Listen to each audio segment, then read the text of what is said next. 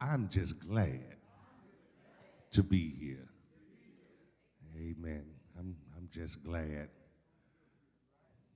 to be here.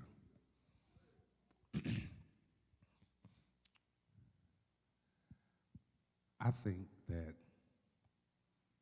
we really have to reach a place in our life that we stop going through the motions when we enter the house of the Lord.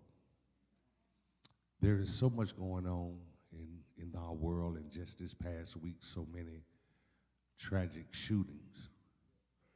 There have been wrecks, there have been bombings, and because God spared us, and he woke us this morning, and from our house to his house, nothing happened to us, we ought to be able to say, I'm just glad to be here.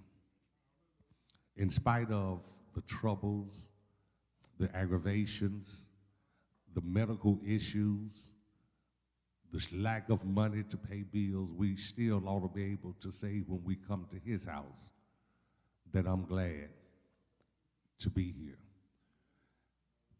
If you have been in church as long as I have, you can tell that we have some people that are ungrateful and unthankful. And they'll bring their negative attitude, their bad disposition into a house that they ought to be glad that they came in. Some come in and won't speak.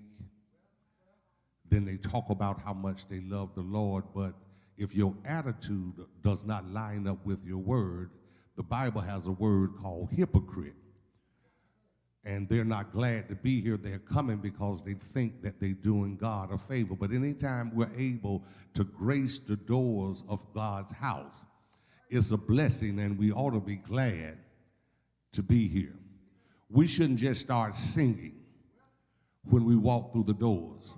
But when your eyes open this morning, even if you sing off key, Bobby, you ought to woke up this morning singing a song because you was glad to be in your house, clothed in your right mind, activities of your limbs, didn't get a death call and everybody around your house woke up and spoke to you.